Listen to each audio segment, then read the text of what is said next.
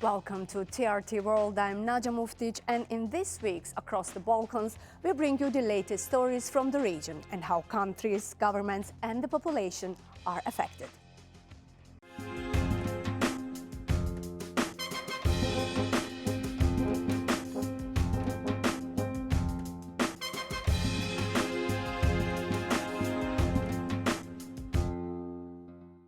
The ruling party in Republika Srpska, a minor entity in Bosnia and Herzegovina, has narrowly won a rerun of last year's presidential election. Sinisa Karan from the Alliance of Independent Social Democrats was standing in place of former President Milorad Dodik, who was barred from running. But what does this result mean for the political direction of the entity and for Bosnia and Herzegovina ahead of state-level elections in October? Armin Totic reports from Banja Luka. The day after the elections in Banja Luka passed without celebration or visible tension.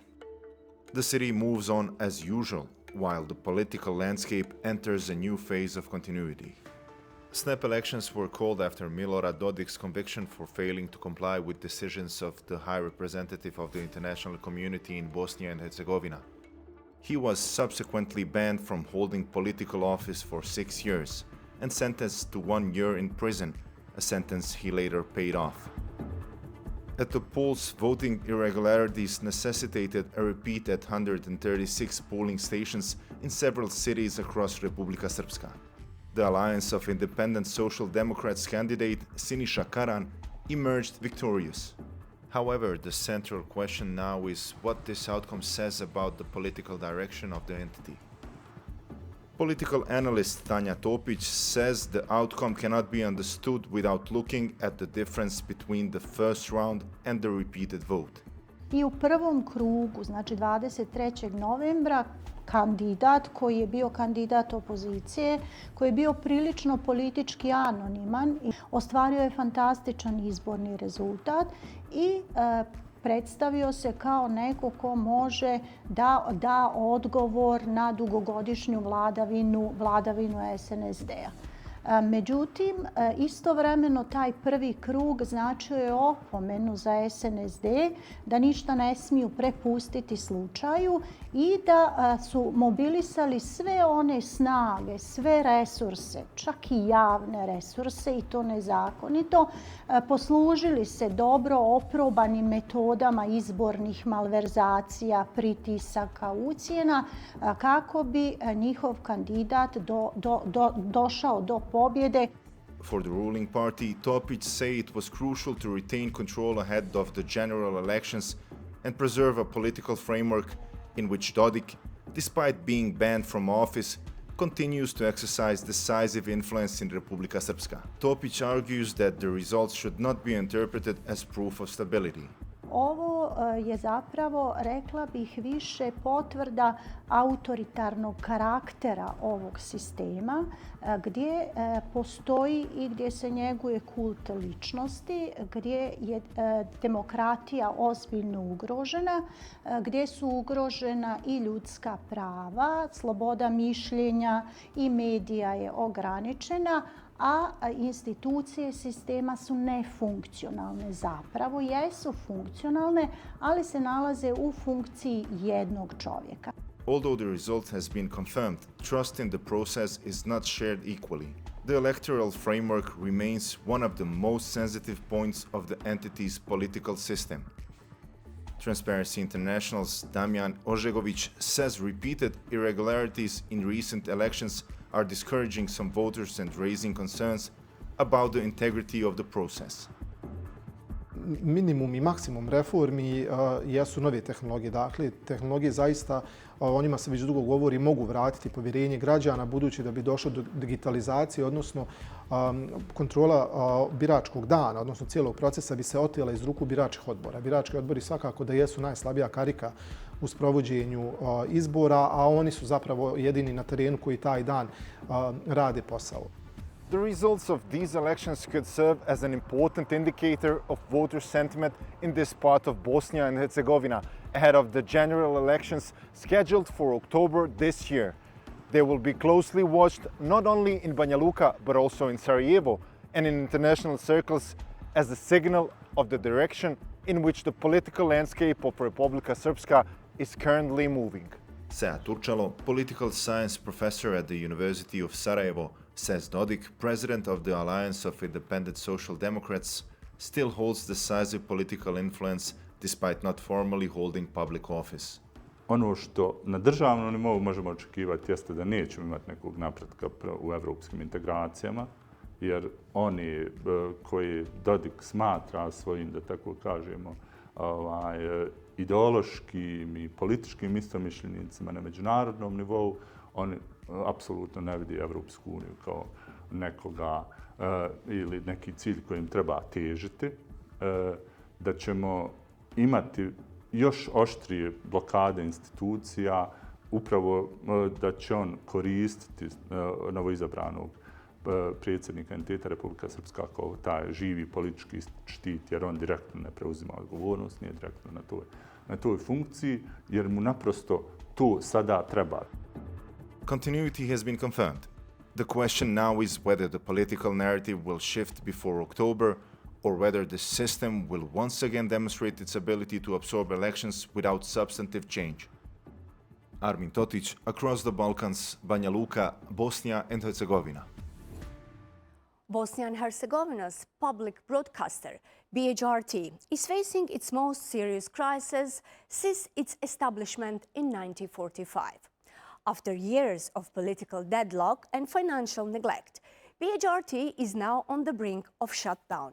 This is no longer just a question of jobs and programming, but is about the very survival of the institution and what that means for media freedom in the country. Azra Vildic has more. Radio and Television of Bosnia and Herzegovina, BHRT, is the only public broadcaster operating at the state level in the country. However, its future looks grim. Starved of funding and the lack of institutional action, it teeters on the verge of collapse. This crisis didn't happen overnight. Years of political dysfunction and institutional neglect have pushed BHRT to the edge. Article 23 of the law on the public broadcasting system, adopted by Parliament in 2005, guarantees BHRT a legally defined share of license fee revenue collected nationwide. Yet since 2017, the broadcaster has been trapped in a funding system that prevents it from accessing its full share, leaving it without a stable income. Problem je što se zakon ne poštuje prema nama. Dakle, Radio televizija Republike Srpske krši zakon već 8 godina, zadržava kompletnu RTV taksu prikupljenu u entitetu Republika Srpska.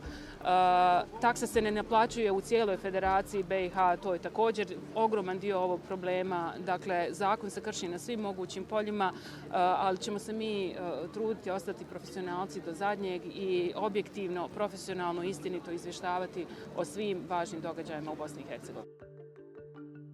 Working conditions have worsened, debts have mounted, and contributions remain unpaid, affecting operational costs and membership fees to international organizations such as the European Broadcasting Union.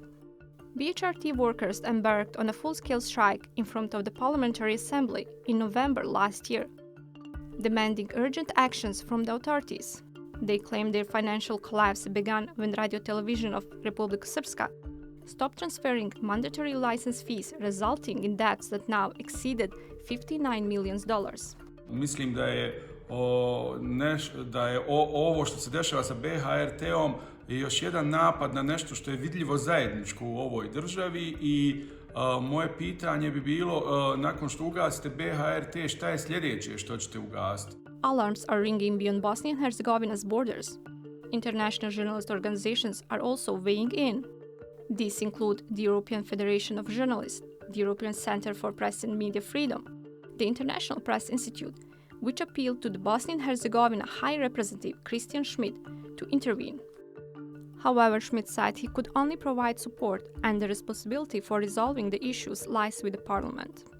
The country's presidency convened a special session with a single agenda item, BHRT. BHRT's acting director general Belmin Karamehmedović says he's hopeful. Predsjedništvo je na inicijativu člana predsjedništva Denisa Bećirevića pokazalo interes za ovu situaciju. pokazuje ga u već jednom dužem vremenskom periodu, ali eto to je na neki način kulminiralo posebnom sjednicom koja je u potpunosti bila posvećena BHRT-u. Usvojeni su određeni zaključci koji će biti objavljeni u službenom glasniku, od kojih i BHRT očekuje konkretnu pomoć. Minister of Communication and Transport Edin Forto says he believes positive news will emerge. Ono što također mogu reći je da čini mi se da postoji određene naznake da bi bilo političke volje da se interventno djeluje u smislu da ne dođe do gašenja signala i svih onih katastrofalnih posljedica do kojih bi to dovelo, ali možda čak i da se uđe u neku vrstu dijaloga oko izmjena postojećeg zakona kako bi se napravio sistem naplate, prije svega obaveza RTV takse, ravnomjerno u cijeloj Bosni i Hercegovini u skladu sa nekim dogovorom. Despite mounting challenges with 60% of employees earning minimum wage and much of its equipment outdated, BHRT continues to broadcast daily. Its fate rests in the hands of political decision makers. Azra Vildic, Across the Balkans. I spoke with the mayor of Stari Grad municipality in Sarajevo, Mr. Irfan Cengic, about the situation affecting the public broadcasting service of Bosnia and Herzegovina. We also discussed the rerun of the election in Republika Srpska, as well as the upcoming general elections expected in Bosnia and Herzegovina this October. Mr. Cengic, welcome to Across the Balkans. It's a pleasure to have you here with us today. Thank you for the opportunity for speaking for TRT World. It's really a pleasure for me to speak. Thank you so much. As a long-standing politician and a prominent member of the Social Democratic Party, which is one of the coalition parties in the current government of Bosnia and Herzegovina, can you explain what is the situation facing the public broadcaster of Bosnia and Herzegovina? Now I'm not a member of parliament, I'm mayor of my municipality, but when I was in the parliament last 5 years before I became a mayor, I was really active on this topic. I was in federal parliament, not a state country of Bosnia and Herzegovina, but public broadcaster was really important for me. Federal public broadcaster, also our BHRT. And can you imagine if Turkey don't have TRT? So it would be really disaster if we lost our public broadcaster in the period during the war. 30 years ago, when the difficult situation was in the Bosnia, our public broadcaster was one of the main things that we send the message from the Bosnia to the world. Our BHRT was the main connections with international TV station TRT in the world, CNN and another. So we cannot allow today not to have public broadcaster. We have a lot of problems. Problems is because of Republika Srpska and their government. They stealing the money from BHRT. I'm on purpose using word stealing because that is steal.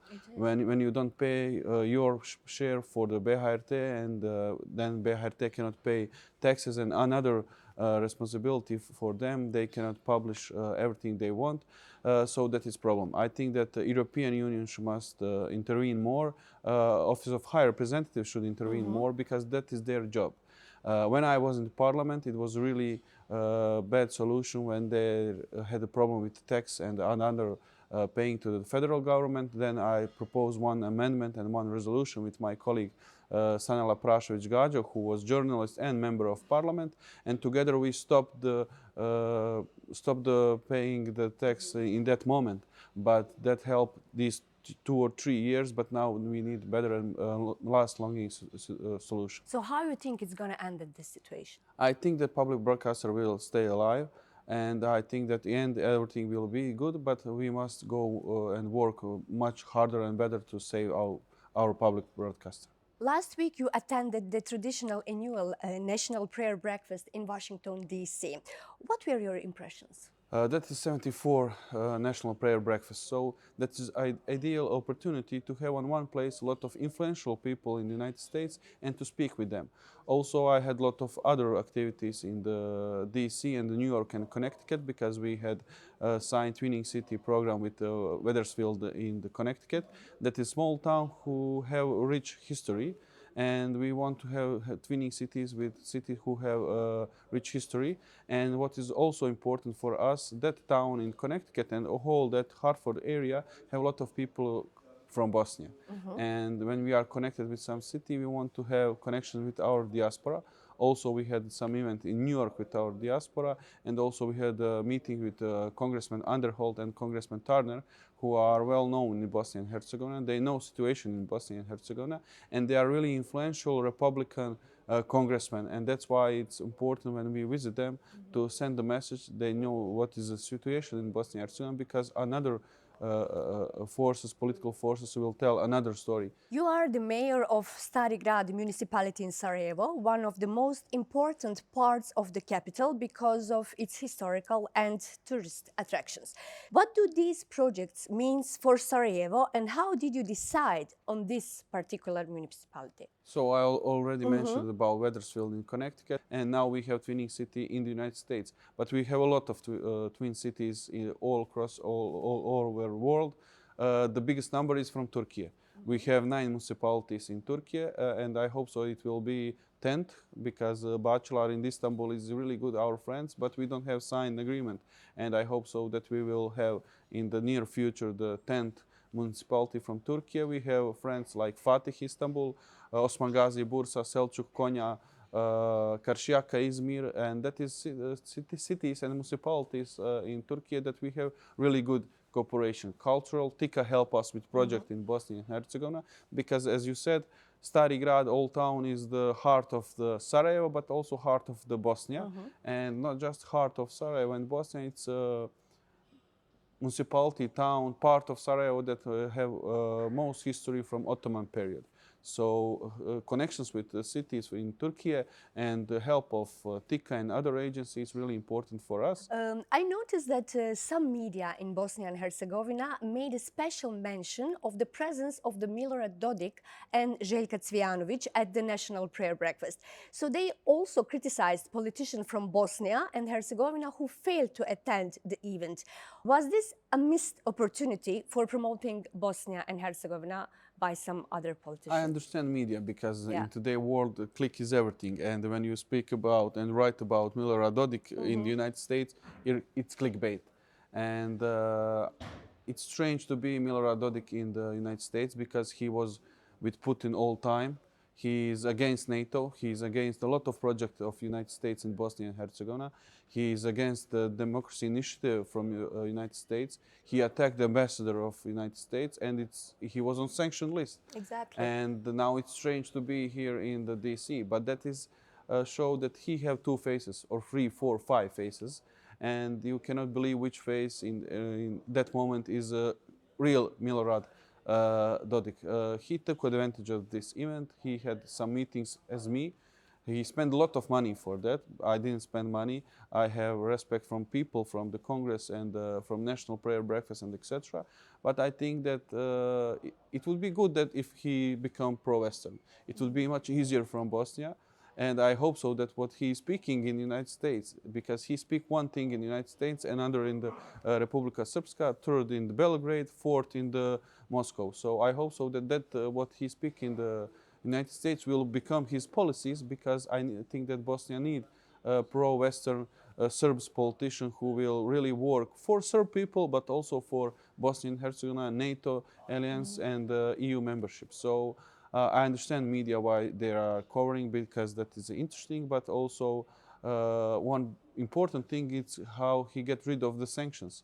And in my opinion, when you send the kid in the punish, and when kid become better, he's not in punish anymore. So he had the sanctions.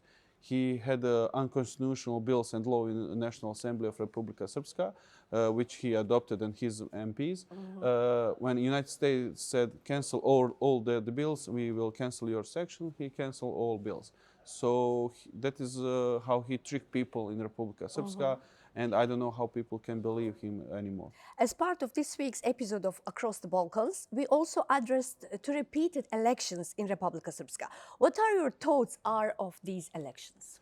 So Blanuša lost the election, but it was really close. He was unknown candidate. Nobody knew who he is. I think that he is 16 or 15 person who accepted to be candidate. 15% before them reject that idea, because they knew that too little time to rule the Republika Srpska, and it's really difficult to one ruling governmental political party. But he was really close, and that's shown that the next general election, Milorad coalition and their ruling political party will be in danger. I think that also Jelena Trivić won last the time, but the biggest problem of opposition, they don't know how to save the votes on the election day, and that they should improve until next general election. 2026 is a year of a general election in Bosnia and Herzegovina. Even if the polls are scheduled for October, pre-election campaigning in Bosnia and Herzegovina appears to have already begun. Considering your long-standing political career, do you believe that current ruling coalition has a chance to extend its mandate? And are there any possibilities for forming maybe some other coalitions as well? We have elections this year, and as you notice, our election campaign started earlier than ever before. And I understand that's why is that reason, because we have new rules, because from May month until the October, it's forbidden to have campaign. So political parties using this period when it's not officially election year. Official election year started in May, but it is official in calendar. So they're using this period from January until the May to mobilize their voters and etc. Next question I will separate in two ways, in two things. If you ask me 15 years ago, my answer would be much different, because I'm still young, but when I was younger in politics, I would say, no, we will not change coalition, etc. But now I understand that politics is what you can do in that moment. I don't know what will be on the election, so I cannot know what will be after the election. And in these 30 years, the time and show me that it's really not strange things that coalition changing. You have a lot of political parties who said we will never go with them, and they go with them. And that's why I not want to say this coalition will be another coalition, but I want to emphasize one thing. I think that for Bosniak member of presidency, Denis Bečirović will win, because he really shown last 3 years that he is president of all citizens. In these 3 years, he didn't be president of coalition or president of Social Democratic Party. He was the president of every citizen of Bosnia and Herzegovina. He had a really good job in presidency, especially international, and he done a lot for resolution of Srebrenica, because 30 years after genocide, he won the fight against really strong Serbia and Russia in the United Nations. Serbia and Russia invest a lot of money, a lot of their diplomatic ways, and a lot of power to stop the resolution for Srebrenica. Denis Bečirović managed 30 years after the war, after genocide, to implement and adopt the resolution of genocide in Srebrenica in UN. Mr. Cengic, thank you so much for your time and for this interview. Thank you for inviting me to speak for TRT World.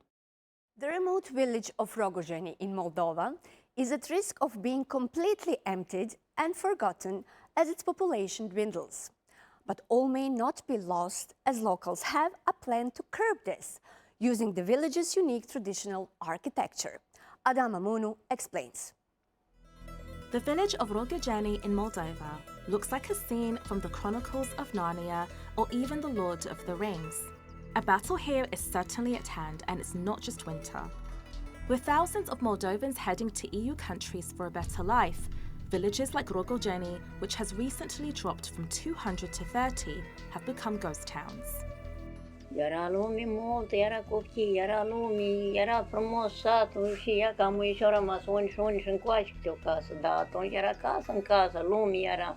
Ieșeau duminica la zi deșteau femeile, oamenii grăiau. Că mă nu a rămas nimic, ca câteva băbușoare, ca am rămas. Today, Rogozheni is dubbed the Hobbit village for its low stone houses, hence the word Hobbit. It's one of the last villages where you can find them, and they're being used to attract tourists to the area.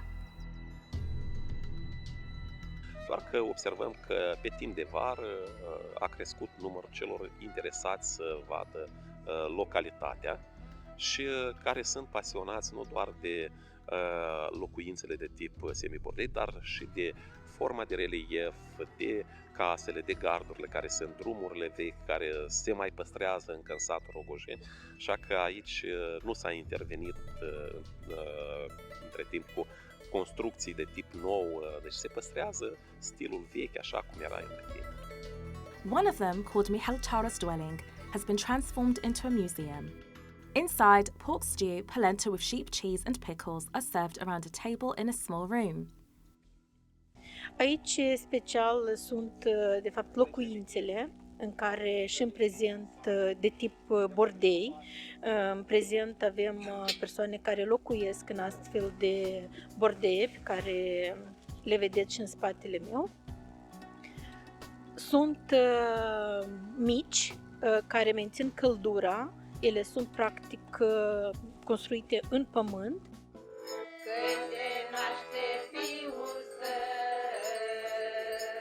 Earlier this year, locals who are mainly Eastern Orthodox Christians were preparing for Christmas on the 7th of January.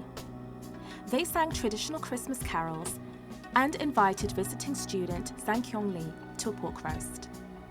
If a lot of foreigners have chance to come here, they can see a lot of good sceneries, and like that kind of ceremony, this is really hard to see actually, like especially not just in Korea, even if from US, Japan or the other European countries, especially like western side.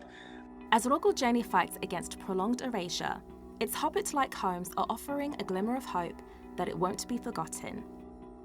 Adam Aminu, Across the Balkans. Thank you for watching TRT World and letting us once again take you across the Balkans. That is all from the team for this week. We hope to see you next time.